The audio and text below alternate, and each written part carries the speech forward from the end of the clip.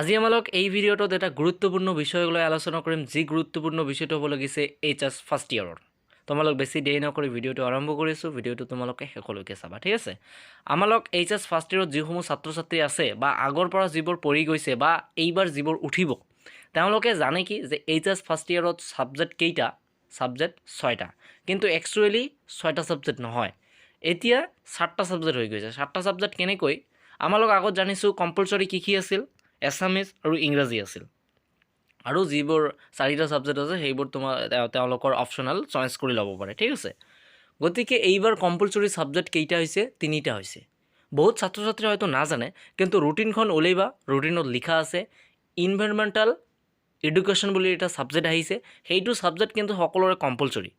যেনেকুৱা তোমালোকৰ অসমীয়া, ইংৰাজী কম্পালচৰি সকলোবোৰে আছে, ছায়েন্স, আৰ্টছ, কমাৰ্চ, ভকেশ্যনেল সকলোৰে আছে।